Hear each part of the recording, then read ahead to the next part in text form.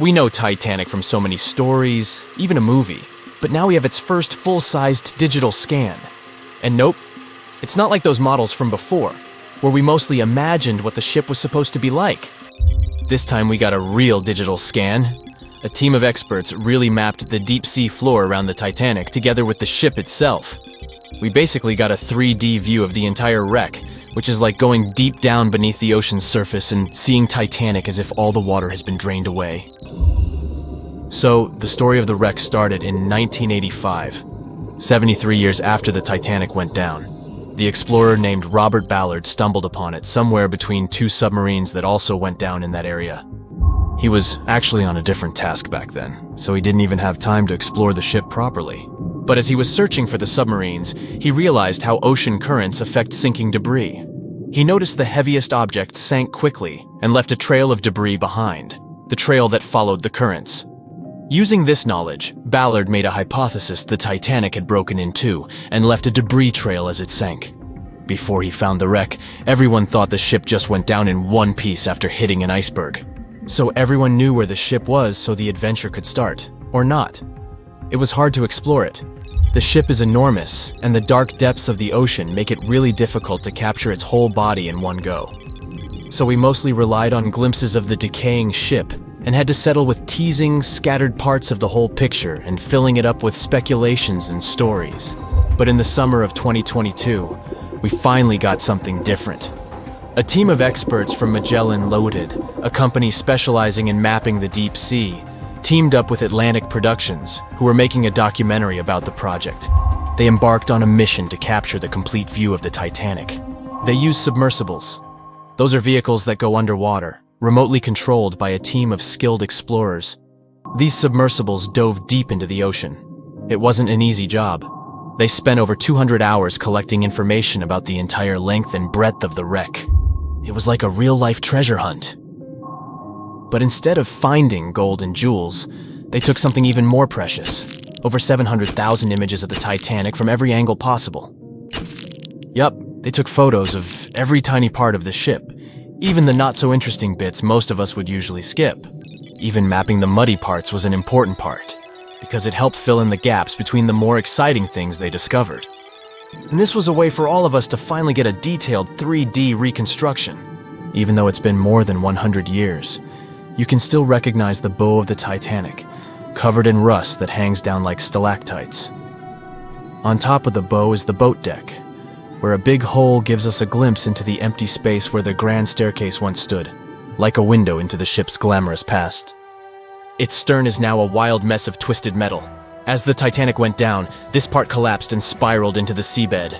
The bow and the stern ended up separated by about 2,600 feet. There's a vast field of debris surrounding this giant, stuck on the seafloor. This debris is like a scattered treasure trove, full of intricate metalwork from the ship, statues, and even unopened champagne bottles. There are also personal belongings that went down together with the ship, like dozens of shoes resting across the seafloor. It was a tough task to do, go down and take all those pictures.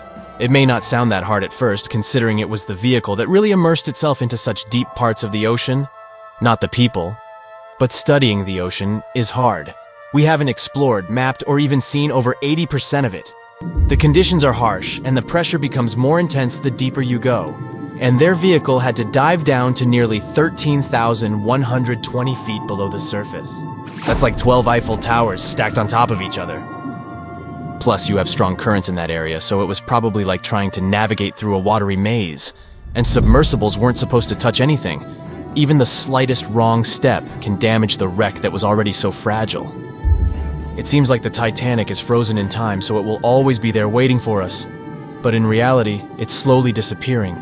It's pretty obvious that the ocean water ruined it considering how long it has been down there. But it's not just that.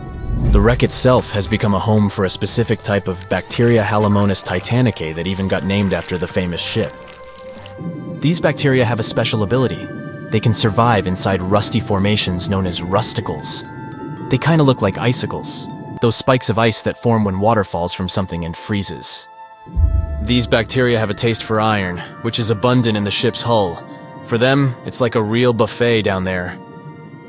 And as time goes by, These bacteria will keep eating away at the iron in the ship, bit by bit, until one day the feast comes to an end and the whole ship is gone. It's like a slow but steady recycling process. So this 3D model we got because of the hardworking team and technology comes at the best time because we never know how much time we have left with exploring the famous wreck. This time we might even understand the collision with the iceberg better.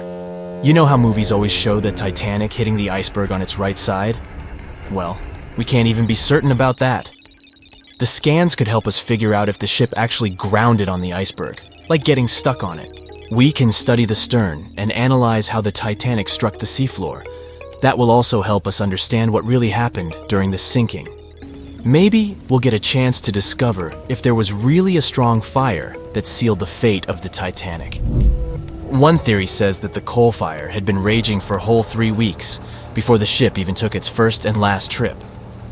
And this could have made its hull weaker, which means most of the work was done. The iceberg just delivered the final blow, if there even was an iceberg, as some people wonder.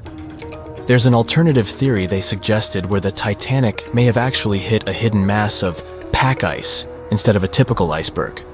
Pack ice is made up of large sheets of ice that float near the ocean's surface and can be difficult to spot. They believe this pack ice might have drifted into the Atlantic from the Arctic Ocean. According to one professional mariner, Captain L.M. Collins, that stands up with that idea. If the Titanic had struck a regular iceberg, the ship would have sunk much more quickly than it did. And since the Titanic managed to stay on the surface for a relatively long period of time, less than 3 hours, maybe this was a different type of collision. The mariner also said there are differences in what people said they saw when the Titanic sank. He thinks these differences might be because of optical illusions. In this case, when people were looking at the ocean that night, the way the light was reflecting and the conditions at sea might have made things appear closer or distorted. So when they saw something in the water, it might not have been exactly what they thought it was. Whether it was an iceberg or something else. Binoculars might have helped the crew members to spot the potential danger, but unfortunately, they didn't have any. It appears they were locked inside a cabinet, and no one knew where the key was. That's it for today. So hey, if you pacified your curiosity, then give the video a like and share it with your friends. Or if you want more, just click on these videos and stay on the bright side.